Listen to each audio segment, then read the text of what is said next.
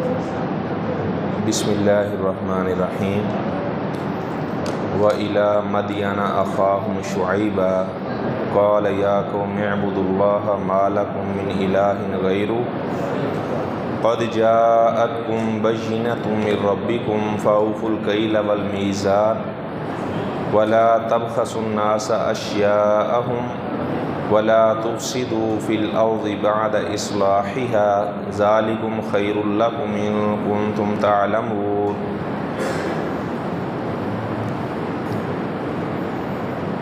قبل اس کے کہ میں اپنا درس شروع کروں، ایک مسئلے کی جانب آپ کی توجہ دلانا چاہتا ہوں۔ جس طرح کل قاری صاحب نماز پڑھا رہے تھے تو لائٹ چلی گئی۔ اب اگر کچھ لوگ بیسمنٹ میں نماز پڑھ رہے ہیں، یا جس طرح عورتیں ہیں وہ بیسمنٹ میں نماز پڑھ رہی ہیں، اب اگر آواز نہیں جا رہی تو اس کا حل کیا ہے؟ تو یہاں پر فقہاء نے، علماء نے یہ مسئلہ بیان کیا ہے، اگر مرد ہیں یعنی امام کی آواز منقطع ہو گئی ہے تو ایک مرد ان میں سے آگے بڑھے اور وہ نماز پڑھا دے، کوئی بھی صورتیں پڑھ دے، اس کے بعد وہ سلام پھیر دے۔ اچھا، اگر عورتیں ہیں تو پہلی صف میں سے کوئی عورت، کیونکہ جب عورت امامت کروائے گی تو وہ جس طرح امام آگے کھڑا ہوتا ہے اس طرح آگے نہیں کھڑی ہوگی۔ ام المومنین حضرت عائشہ رضی اللہ تعالیٰ عنہا کے بارے میں آتا ہے تا ام النساء کہ وہ عورتوں کی امامت کروایا کرتی تھی، وتقوم وسطہن، اور وہ صف کے درمیان میں کھڑی ہوتی تھی۔ تو کوئی عورت کوئی سی بھی دو صورتیں چھوٹی سی پڑھے پہلی رکعت میں، اس طرح دوسری رکعت کے اندر کوئی بھی چھوٹی سی صورت پڑھے اور وہ اپنا نماز پڑھا کے سلام پھیر دے۔ اچھا، اگر اس طرح کوئی امام نہیں بن رہا، کیونکہ ہمارے لوگ بڑے وہ شرم محسوس کرتے ہیں، اقامت بھی کہنی ہو تو وہ شرم محسوس کرتے ہیں، وہ دوسرے کہتے ہیں چلیے آپ کہہ دیں۔ جبکہ جو عرب ممالک ہیں وہاں پر جو عام لوگ ڈرائیور وغیرہ بھی ہوتے ہیں نا، انہوں نے بھی لمبی لمبی صورتیں یاد کر کے رکھی ہوتی ہیں اور وہ جناب لمبی لمبی صورتیں پڑھ کے صبح کی نماز پڑھا رہے ہوتے ہیں۔ تو ہمارے ہاں لوگوں کو قرآن مجید کی چھوٹی چھوٹی صورتیں بھی یاد نہیں ہوتی۔ اچھا، اگر سارے شرم محسوس کر رہے ہیں، کوئی آگے نہیں بڑھ رہا، تو پھر دوسری صورت یہ ہے کہ اپنی وہ دو رکعت پڑھ کر سلام پھیر دے۔ اب ایسا نہ ہو کہ امام کی آواز نہیں جا رہی ہے، وہ انتظار کرنے لگے کہ اب کیا ہوگا۔ تو یہ علماء نے اس میں دو صورتیں بیان کی ہیں۔ جو آیات میں نے آپ کے سامنے پڑھی ہیں، اس میں اللہ تبارک و تعالیٰ نے حضرت شعیب علیہ السلام کا قصہ بیان کیا ہے۔ شعیب علیہ السلام نے اپنی قوم کے لوگوں سے کہا، اے میری قوم کے لوگوں، ما لکم من الہ غیر، اللہ کے علاوہ تمہارا کوئی بھی الہ نہیں ہے، اللہ کے علاوہ تمہارا کوئی مشکل کشا، حاجت روا، کوئی تمہاری مدد کرنے والا نہیں ہے۔ تمام انبیاء نے یہی اپنی قوم کو سمجھایا کہ اللہ کے علاوہ تمہارا کوئی الہ نہیں ہے۔ اس کے بعد وہ فرمانے لگے، اللہ کی طرف سے تمہارے پاس واضح نشانیاں بھی آ چکی ہیں اور تم ماپ تول میں کمی نہ کیا کرو۔ وہ ناپ تول میں کمی کیا کرتے تھے اور زمین کے اندر فتنہ فساد بھی برپا کیا کرتے تھے۔ تو ماپ تول میں کمی کرنا یہ ایک کبیرہ گناہ ہے۔ اللہ تبارک و تعالیٰ فرماتے ہیں، ویل للمطففین، ماپ تول میں کمی کرنے والوں کے لیے ہلاکت ہے۔ الذین اذا اکتالوا علی الناس یستوفون واذا کالوہم او وزنوہم یخسرون۔ جب لوگوں سے لیتے ہیں تو وہ پورا مال لیتے ہیں، لیکن جب وہ تول کر انہیں دیتے ہیں تو مال میں کمی کرتے ہیں، پیسے پورے لیتے ہیں۔ اچھا، یہ صرف ماپ تول کے متعلق ہی آیت نہیں ہے۔ اگر کوئی آدمی کسی فیکٹری میں ملازم لگا ہوا ہے اور وہاں پر پورا وقت نہیں دے رہا، پیسے پورے لے رہا ہے لیکن وقت نہیں پورا دے رہا، ڈنڈی مارتا ہے، تو علماء نے لکھا ہے وہ بھی اسی ضمن میں آئے گا۔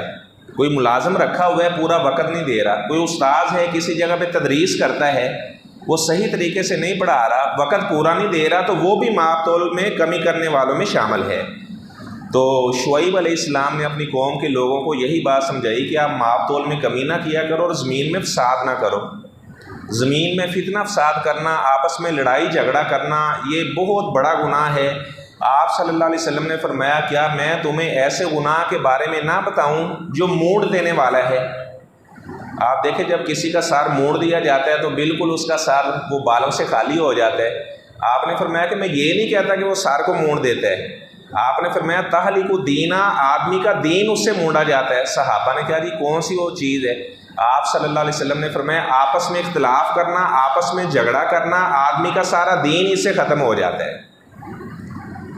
اور آپ صلی اللہ علیہ وسلم نے فرمایا اللہ تعالیٰ کے ہاں جو بدتر آدمی ہے ان ابغض الرجال الی اللہ الالد الخصیم، جو بات بات پہ جھگڑا کرنے والا ہے، جھگڑالو آدمی ہے، فرمایا کہ اللہ تعالیٰ ایسے آدمی سے بہت زیادہ نفرت کرتے ہیں اور اللہ تعالیٰ بغض رکھتے ہیں ایسے آدمی سے۔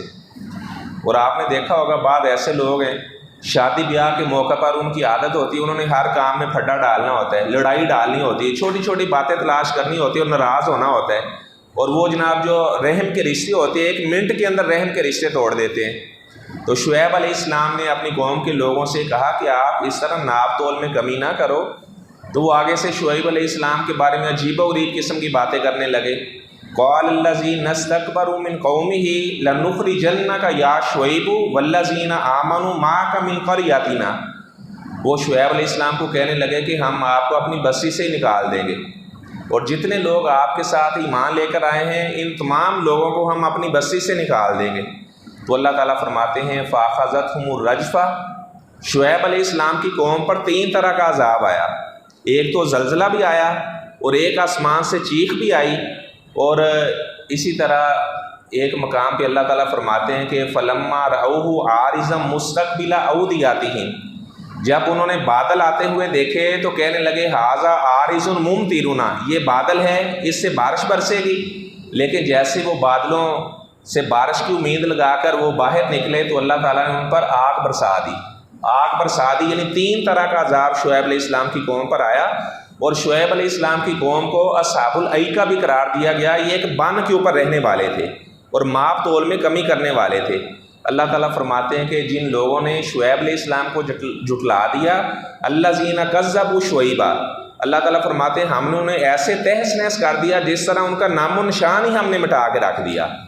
تو شعیب علیہ السلام کے قصے کے بعد اللہ تعالیٰ فرماتے ہیں وَلَوْ أَنَّ أَهْلَ الْقُرَىٰ آمَنُوا وَاتَّقَوْا لَفَتَحْنَا عَلَيْهِمْ بَرَكَاتٍ مِّنَ السَّمَاءِ وَلَٰكِن كَذَّبُوا فَأَخَذْنَاهُمْ بِمَا كَانُوا يَكْسِبُونَ۔ اللہ تعالیٰ فرماتے ہیں اگر بستیوں والے، شہروں والے، دیہاتوں والے اللہ تعالیٰ سے ڈر کر زندگی بسر کریں تو اللہ تعالیٰ آسمان سے برکتوں کے دروازے کھول دے، لیکن اللہ تعالیٰ فرماتے ہیں لوگوں نے جھٹلا دیا تو پھر اللہ تعالیٰ نے جو وہ اپنے دین میں کمی کیا کرتے تھے اس وجہ سے اللہ تعالیٰ نے آسمان سے برکتوں کے دروازوں کو بند کر دیا۔ اگر اللہ تعالیٰ نے رزق دیا تو اللہ تعالیٰ سے یہ بھی دعا کیا کرے کہ یا اللہ میرے رزق کو برکت والا بھی بنانا۔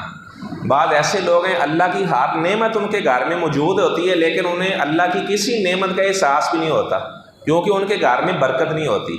تو آپ صلی اللہ علیہ وسلم یہ اکثر موقع پر آپ دعا کیا کرتے تھے کہ یا اللہ اس مال میں برکت ڈالنا۔ بلکہ ایک صحابی کے بارے میں آپ صلی اللہ علیہ وسلم نے فرمایا کہ بارک اللہ لک، یہ صحیح بخاری میں روایت ہے، آپ نے فرمایا میرے صحابی اللہ تعالیٰ تیرے مال میں برکت ڈالے۔ تو اس صحابی کا بیان ہے اللہ کی قسم اس کے بعد اللہ تعالیٰ میرے لیے میری مٹی کو بھی سونا بنا دیا کرتا تھا۔ آپ صلی اللہ علیہ وسلم نے اس کے لیے برکت کی دعا کی تھی۔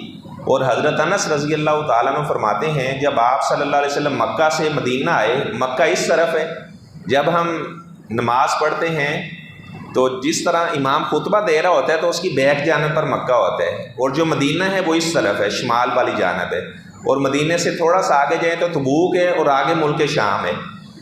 اچھا، آپ صلی اللہ علیہ وسلم جب مکہ سے مدینہ گئے تو ہر صحابی کی خواہش تھی کہ آپ صلی اللہ علیہ وسلم میرے مہمان بنے، تو آپ نے فرمایا کہ میری قصبہ اونٹنی کو چھوڑ دو، یہ خود نہیں چلتی، اس کو چلانے والا چلاتا ہے، یہ جس کے گھر میں جا کر بیٹھ جائے گی میں اسی کا مہمان بنوں گا۔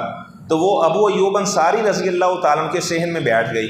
تو صحابہ آپ صلی اللہ علیہ وسلم کے لیے کچھ لوگ مصعب بن عمیر رضی اللہ تعالیٰ عنہ کی تبلیغ پر پہلے ہی مسلمان ہو چکے تھے، تو وہ صحابہ آپ صلی اللہ علیہ وسلم کے لیے تحفے طائف لے کر آئے۔ تو آپ صلی اللہ علیہ وسلم نے دیکھا پیچھے خاتون بھی کھڑی ہوئی ہیں، آپ نے فرمایا خالہ جی آپ بھی تحفہ دینے کے لیے آئی ہیں؟ وہ فرمانے لگی اللہ کے رسول صلی اللہ علیہ وسلم پورے مدینے میں سب سے غریب عورت ہوں، میرے پاس کوئی مال وغیرہ نہیں تھا، میرے پاس کوئی خوشبو بھی نہیں تھی کہ میں آپ کو وہی تحفے میں دے دیتی، یہ میرا 8 سال کا بیٹا انس ہے، اپنا بیٹا ہی آپ کی خدمت میں وقف کرنے کے لیے آئی ہوں۔ تو حضرت انس رضی اللہ تعالیٰ عنہ فرماتے آپ صلی اللہ علیہ وسلم نے مجھے بلایا، میرے سر کے اوپر ہاتھ رکھا، فرمایا بارک اللہ، اے انس اللہ تعالیٰ آپ کی عمر میں بھی برکت ڈالے اور آپ کے مال میں بھی اللہ برکت ڈالے۔ اور حضرت انس کا بیان ہے جامع ترمذی میں یہ الفاظ موجود ہیں، فرماتے ہیں مدینے میں میرا ایک باغ لگا ہوا تھا، لوگوں کے باغ سال میں 1 مرتبہ پھل دیا کرتے تھے، اور آپ صلی اللہ علیہ وسلم کی دعا کی برکت سے میرا باغ 1 سال میں 2 مرتبہ پھل دیا کرتا تھا۔ اور جو بندہ بھی میرے باغ میں آتا مجھے کہتا ہے نا صاحب نے کستوری لگائی ہے، آپ کے باغ سے کستوری کی خوشبو آتی ہے، تو میں آگے سے بتاتا کہ نہیں میں نے کستوری نہیں لگائی، مجھے تو آپ صلی اللہ علیہ وسلم کی دعا لگی ہوئی ہے، اس دعا کی برکت سے اللہ تعالیٰ نے میرے باغ میں کستوری کی خوشبو بھی پیدا کر دی ہے۔ اور اولاد اللہ تعالیٰ نے اتنی عطا کی، فرماتے ہیں کہ میں 80 کے قریب اپنے پوتے اور نواسے اپنے ہاتھ سے دفن کر چکا ہوں، اتنا اللہ تعالیٰ نے انہیں مال بھی عطا کیا اور اللہ تعالیٰ نے انہیں اولاد بھی عطا کی۔ تو خیر اللہ تعالیٰ سے برکت کی دعا کرنی چاہیے کہ یا اللہ جو مجھے مال دیا ہوا ہے اگرچہ تھوڑا مال ہے لیکن یا اللہ برکت والا بنا دینا۔ اللہ تعالیٰ فرماتے ہیں اگر لوگ ڈر کر زندگی بسر کرتے ہیں تو ہم آسمان سے برکتوں کے دروازے کھول دیتے۔ اچھا بعض ایسے لوگ ان کی تنخواہ تھوڑی سی ہوتی ہے لیکن وہ اللہ کا شکریہ ادا کرتے ہیں، اللہ ان کے مال میں برکت پیدا کر دیتے ہیں اور وہ بڑی خوشی کے ساتھ اپنی زندگی بسر کر رہے ہوتے ہیں۔ اور بعض لوگ ان کے پاس بہت زیادہ مال ہوتا ہے لیکن برکت نہیں ہوتی اور کسی نعمت کا اللہ تعالیٰ انہیں احساس نہیں ہونے دیتا۔ مجھے کل ایک ساتھی کہہ رہا تھا جی وہ آپ کا درس سنتے ہیں تو بڑی اچھی باتیں لگتی ہیں، تو میں انہیں کہہ رہا تھا کہ میری باتیں اگر میں اپنی باتیں بیان کروں تو شاید آپ 2 منٹ بھی میری باتیں نہ سنیں۔ میں نے کہا یہ اللہ اور اللہ کے رسول صلی اللہ علیہ وسلم کی باتیں ہیں تو ان کے اندر لذت نہ ہو تو اور کیا ہو۔ جہاں بھی حق بات بیان ہوتی ہے، اللہ کی بات بیان ہوتی ہے، اس کے رسول صلی اللہ علیہ وسلم کی بات بیان ہوتی ہے تو اس میں ضرور لذت اللہ پیدا کرتا ہے۔ اگر کوئی آدمی جھوٹے قصے کہانیاں سنائے گا تو اس کے واعظ کے اندر اللہ تعالیٰ اثر نہیں پیدا کرتا۔ اچھا اللہ تعالیٰ کی بات سے مجھے بات یاد آئی، ولید بن عبد الملک رحمہ اللہ ایک بادشاہ گزرے، اس کے دور حکومت کے اندر ایک چاندی کا سکہ وہ کنویں میں گر گیا۔ اس نے غوطہ خوروں کو بلایا کہ یار یہ نا سکہ نکال لیں، تو غوطہ خور کہنے لگا جی میں جتنے غوطے لگاؤں گا اس کے عوض میں آپ سے سونے کا دینار لوں گا۔ انہوں نے کہا جی ٹھیک ہے۔ اس نے پہلا غوطہ لگایا، دوسرا، اس طرح اس نے 14 غوطے لگائے، تو 14ویں غوطے پر وہ چاندی کا سکہ لے کر باہر آ گیا۔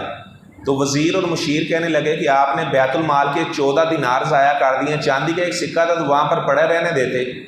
تو وہ ولید بن عبد الملک نے بڑا پیارا جواب دیا، اس نے کہا اللہ کی قسم میری ساری بادشاہت بھی چلی جاتی تو یہ چاندی کا سکہ میں نے ضرور نکلوانا تھا، کیونکہ چاندی کے سکے پر اللہ کا پیارا نام لکھا ہوا تھا اور میری غیرت نے گوارا نہیں کیا کہ اللہ تعالیٰ کا پاکیزہ نام وہ اس طرح پانی کے گندے کنویں کے اندر پڑا رہے۔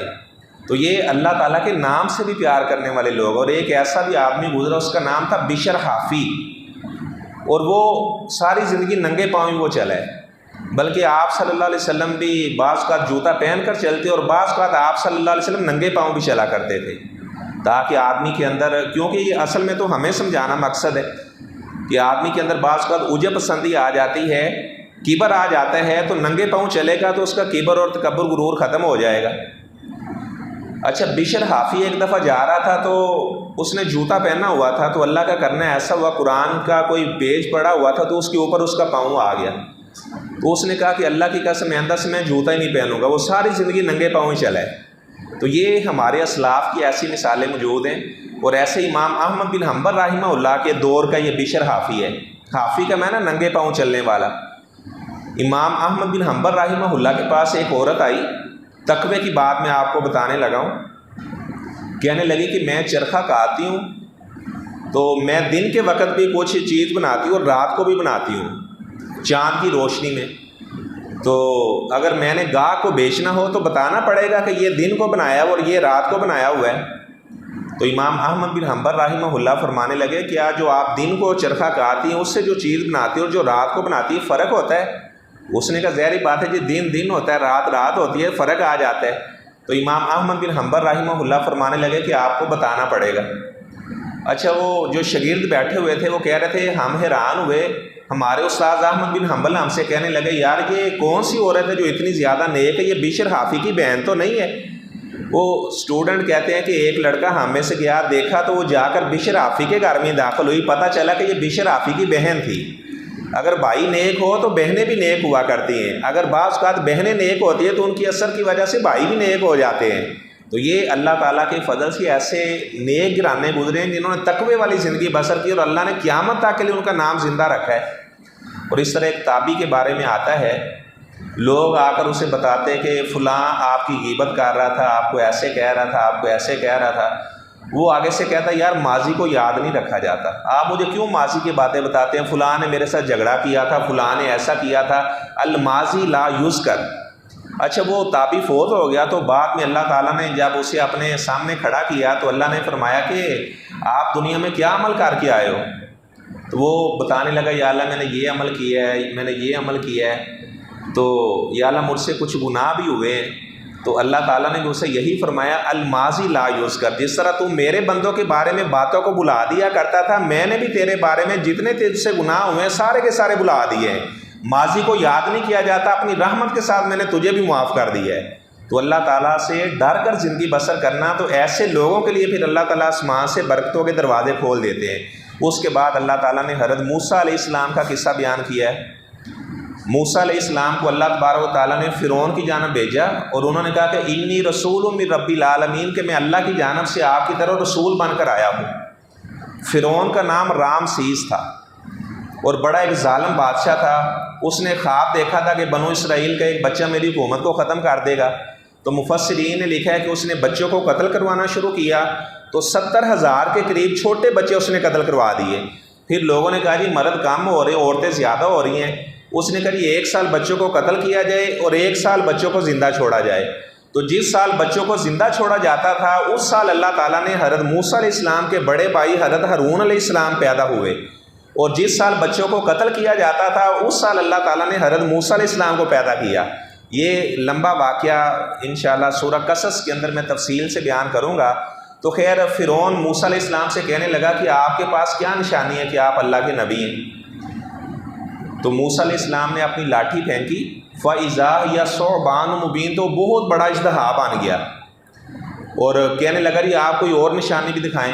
وَنَزَعَ يَدَهُ فَإِذَا هِيَ بَيْضَاءُ لِلنَّاظِرِينَ، اپنا ہاتھ انہوں نے بغل کے نیچے داخل کر کے باہر نکالا تو وہ سورج کی طرح چمک رہا تھا۔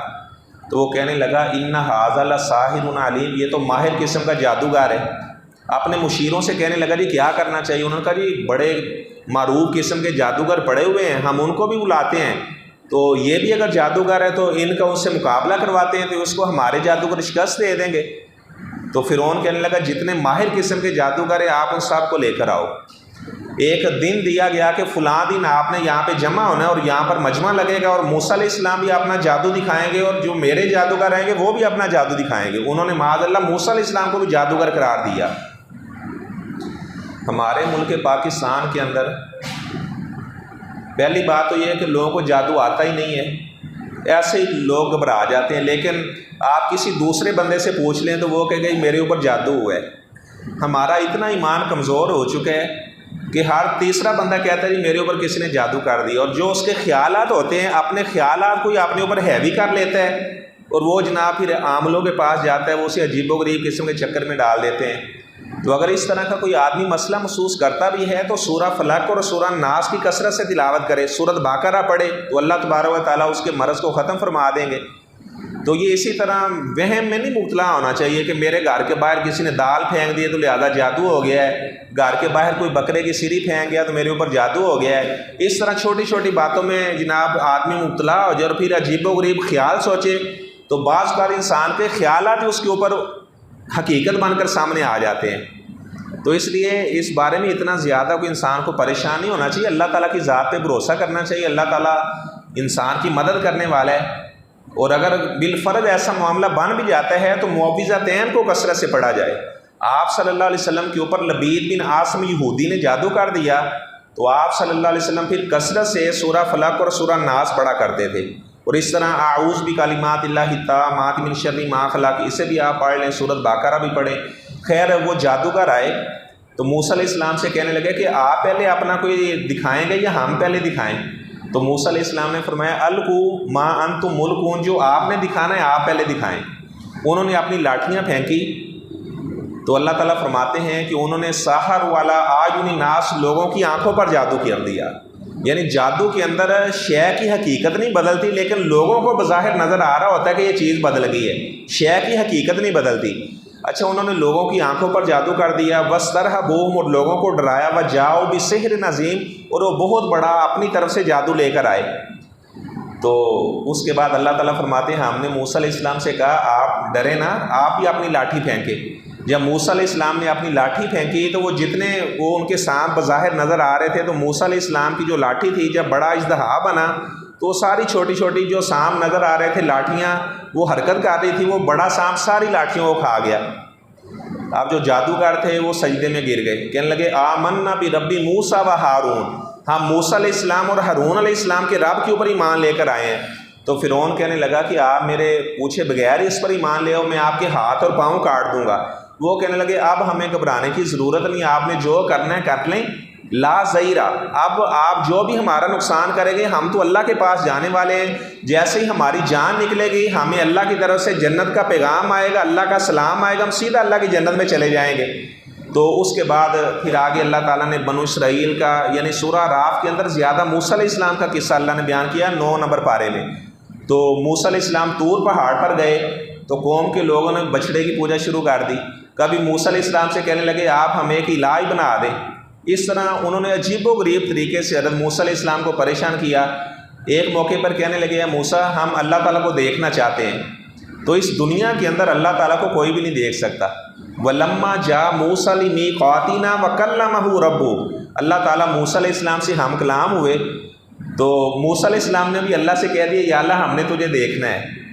تو اللہ تعالیٰ نے فرمایا لن ترانی، اے میرے پیغمبر موسیٰ آپ ہمیں نہیں دیکھ سکتے، میں اس طرح کرتا ہوں کہ اپنی تجلی پہاڑ کے اوپر ڈالتا ہوں، اگر تو پہاڑ اپنی جگہ پہ ٹھہرا رہا تو آپ مجھے دیکھ سکیں گے، اگر پہاڑ اپنی جگہ پہ نہ ٹھہرا رہا تو پھر آپ مجھے نہیں دیکھ سکیں گے۔ فَلَمَّا تَجَلَّى رَبُّهُ لِلْجَبَلِ، جب اللہ تعالیٰ نے پہاڑ کے اوپر تجلی ڈالی تو پہاڑ وہ روئی کی طرح اڑنے لگا۔ وَخَرَّ مُوسَىٰ صَعِقًا، موسیٰ علیہ السلام بھی ہوش ہو کر گر گئے۔ جب انہیں ہوش آئی تو کہنے لگے یا اللہ ان نادان لوگوں نے مجھے کہا تھا، تو یا اللہ میں نے بھی یہ بات کی تمنا کر دی، تو یا اللہ ہمیں تو معاف کر دینا، یا اللہ تو پاک ہے۔ اور حضرت عائشہ رضی اللہ تعالیٰ عنہا سے مسروق تابی کہتے ہیں میں نے پوچھا اماں جان مجھے ایک بات بتائیں، کیا کسی نے اللہ تعالیٰ کو دیکھا ہے؟ آپ صلی اللہ علیہ وسلم نے معراج کی رات اللہ تعالیٰ کو دیکھا ہے؟ وہ فرمانے لگی بیٹا مسروق ہے، تو نے اتنا بڑا سوال کر دیا میرے تو رونگٹے کھڑے ہو گئے۔ اللہ تعالیٰ فرماتے ہیں لا تدرک الابصار وہو یدرک الابصار وہو اللطیف الخبیر، اللہ تعالیٰ کو دنیا میں کوئی بھی نہیں دیکھ سکتا، ہاں جنت کے اندر اللہ تعالیٰ کا دیدار ہوگا، لیکن دنیا کے اندر اگر کوئی دعویٰ کرتا ہے کہ اس نے اللہ کو دیکھا ہے تو حضرت عائشہ رضی اللہ تعالیٰ عنہ فرماتی ہیں بیٹا مسروق جو بندہ آپ کو یہ بیان کرے کہ آپ صلی اللہ علیہ وسلم نے اللہ کو دیکھا ہے تو سمجھ لینا کہ وہ بہت بڑا جھوٹ بول رہا ہے۔ یہ صحیح بخاری سورہ نجم کی تفسیر کے اندر یہ بات موجود ہے جو حضرت عائشہ رضی اللہ تعالیٰ عنہ کا فرمان ہے۔ تو اس کے بعد اللہ تبارک و تعالیٰ فرماتے ہیں خذ العفو وامر بالعرف واعرض عن الجاہلین، ہمیشہ نیک کام کا حکم دیں اور جو جاہل لوگ ہیں ان سے اعراض کر لیا کریں۔ بعض ایسے لوگ ہوتے ہیں انہوں نے ہر معاملے کے اندر جھگڑا ڈالنا ہوتا ہے، وہ کسی کو حقیر دکھانا مقصد ہوتا ہے، تو اللہ تعالیٰ فرماتے ہیں خذ العفو وامر بالعرف، آپ لوگوں کو اچھی بات کا حکم دیں اور جاہلوں سے آپ اعراض کر لیں۔ یعنی بعض ایسے بھی لوگ ہوتے ہیں انہوں نے 2-4 مسئلے یاد کیے ہوتے ہیں، وہ کہتے ہیں جی ہم اس عالم سے سوال کر دیں، اسے نہ آئے گا تو ہم اسے نیچے گرانے کی کوشش کریں گے، یہ خود ہی شرمندہ ہوگا۔ تو اس طرح ہماری شریعت کے اندر فضول قسم کے سوال و جواب کرنے سے بھی منع کیا گیا ہے۔ اور جو آدمی بھی اس طرح بعض کو اللہ تعالیٰ نے بہت زیادہ علم دیا ہوتا ہے لیکن وہ یہ دعویٰ نہیں کر سکتا مجھے دنیا کا ہر مسئلہ ہی آتا ہے، ایسا کوئی بندہ دعویٰ نہیں کر سکتا، جس نے بھی دعویٰ کیا ہے وہ شرمندہ ہوا ہے۔ ایک آدمی اس نے یہ دعویٰ کیا، اس نے کہا جی مجھے دنیا کا ہر مسئلہ ہی آتا ہے، جس نے جو مسئلہ پوچھنا ہے مجھ سے پوچھ لے۔ تو ایک آدمی نے کہا آپ یہ بتائیں کہ جب آدم علیہ السلام نے حج کیا تھا تو ان کا حلق یعنی سر کے بال کس نے مونڈے تھے؟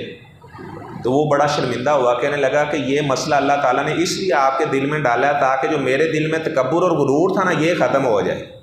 اور ایسے ہی قتادہ نامی ایک راوی نے دعویٰ کیا، اس نے کہا جی مجھے دنیا کا ہر مسئلہ آتا ہے، جو پوچھنا ہے پوچھ لو۔ تو ایک آدمی نے ان سے سوال کیا کہ جب سلیمان علیہ السلام جا رہے تھے جو چیونٹی آگے آئی تھی وہ مذکر تھی یا مؤنث تھی؟ وہ کہنے لگا اللہ کی قسم یہ سوال اللہ نے اس لیے آپ کے دل میں ڈالا ہے تاکہ میرا تکبر اور غرور ختم ہو جائے۔ تو اللہ تعالیٰ بعض بات اس طرح بھی یعنی ایسے ابن جوزی کے بارے میں آتا خطبہ دے رہے تھے، کہنے لگے کہ جو مسئلہ پوچھنا ہے پوچھ لو۔ تو ایک عورت نے کہا ابن جوزی جو آپ نے سر پر پگڑی باندھی ہوئی اس کو کتنے آپ نے اس طرح وال دیے ہوئے ہیں؟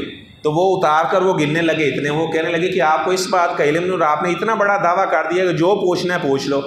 آپ صلی اللہ علیہ وسلم نے یہ ایک دفعہ دعویٰ کیا تھا، آپ نے فرمایا کہ جب تک میں اس جگہ پہ کھڑا ہوں، یہ ساتھ قید بھی ہے، یہ آپ صلی اللہ علیہ وسلم کا معجزہ تھا، آپ نے فرمایا جب تک میں اس جگہ پہ کھڑا ہوں جو سوال پوچھنا آپ پوچھ لو، میں اس کا جواب آپ کو دوں گا۔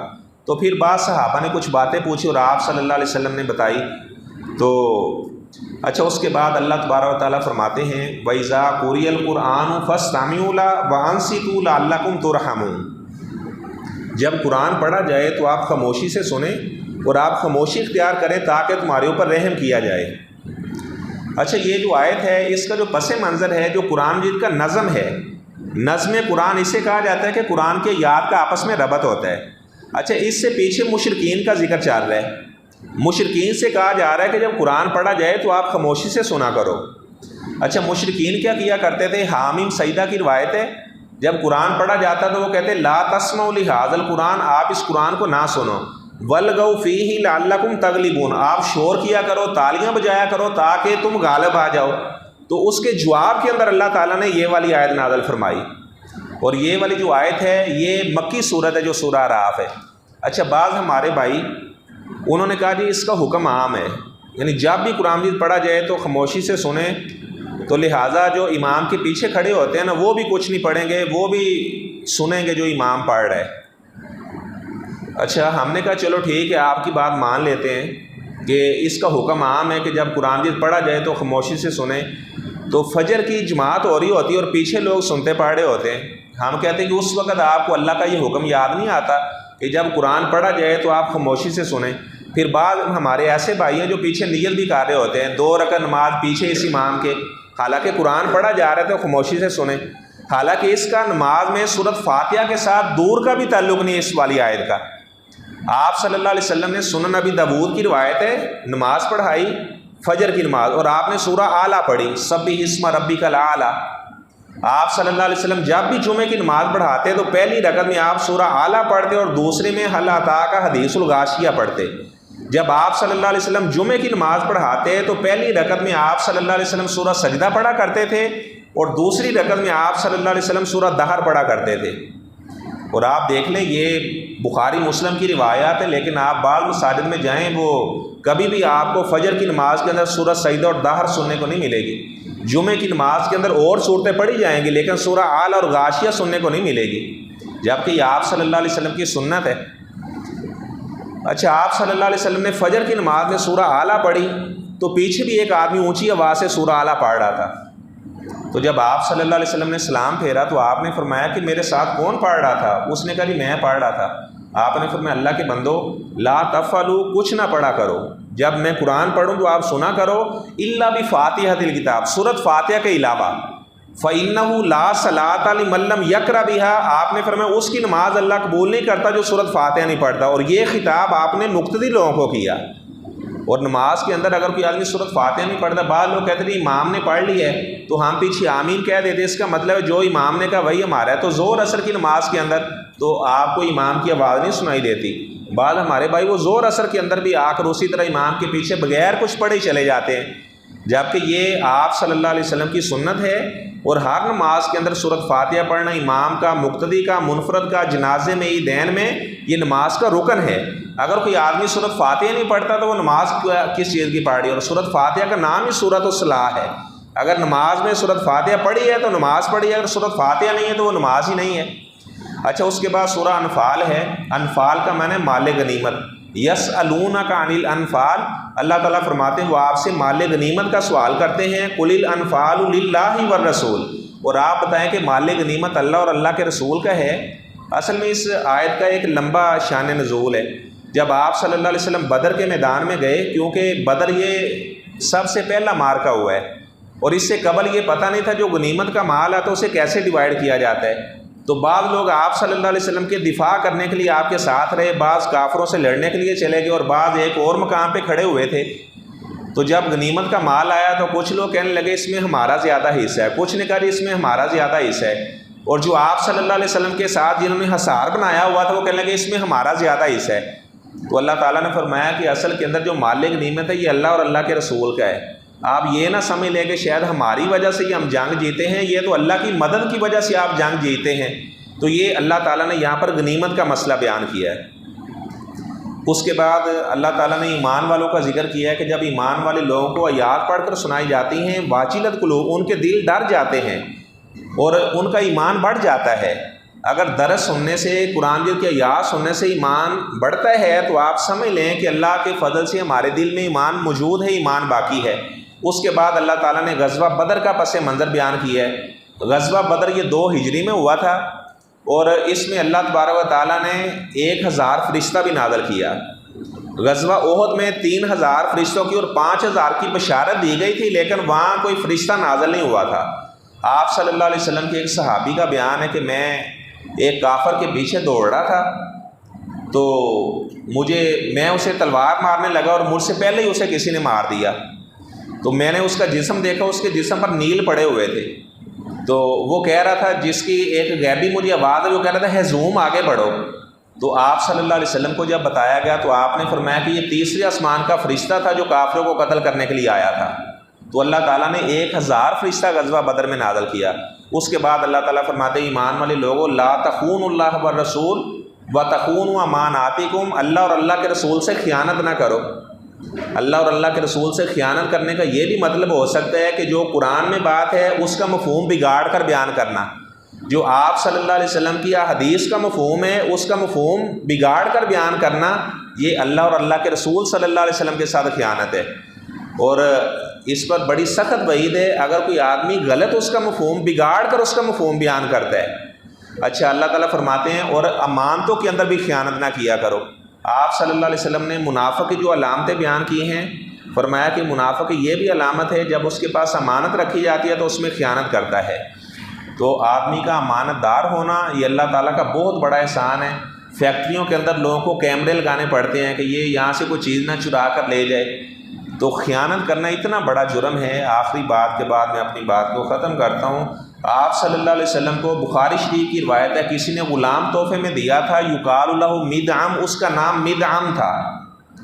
وہ آپ صلی اللہ علیہ وسلم کی سواری کے اوپر وہ زین رکھا کرتا تھا، آپ کی سواری کو تیار کیا کرتا تھا۔ اللہ کا کرنا ایسا، وہ ایک اجنبی تیر آیا اس کے حلق میں لگا اور وہ فوت ہو گیا۔ تو صحابہ کہنے لگے ہنیئا لہ بالجنہ، یہ تو سیدھا جنت میں چلا گیا ہے۔ تو آپ صلی اللہ علیہ وسلم نے فرمایا نہیں، ان الشملۃ التی سارا کا یوم خیبر لم تصبہ المقاسم، آپ نے فرمایا خیبر والے دن ابھی میں نے غنیمت کا مال تقسیم نہیں کیا تھا اور اس نے وہاں سے بغیر میری اجازت کے ایک چادر چوری کر لی تھی۔ آپ نے فرمایا اللہ نے مجھے اس کا منظر دکھا دیا ہے، جیسے اسے قبر میں داخل کیا جائے گا وہ چادر آگ کی بنا کر اس کے اوپر ڈال دی جائے گی۔ آپ اندازہ لگائیں، یہ آپ صلی اللہ علیہ وسلم کا غلام ہے اور آپ کی سواری کو تیار کرنے والا ہے، خیانت کی تو اللہ تعالیٰ نے اسے بھی معاف نہیں کیا۔ تو مومن آدمی ویسے ہی امانت دار ہوتا ہے، وہ کسی معاملے کے اندر بھی خیانت نہیں کرتا۔ اللہ تعالیٰ ایسے لوگوں سے محبت بھی کرتے ہیں جو امانت دار ہوتے ہیں۔ اللہ تبارک و تعالیٰ ہمیں کتاب و سنت کی تمام باتیں سمجھنے کی توفیق عطا فرمائے۔ وآخر دعوانا ان الحمد للہ رب العالمین۔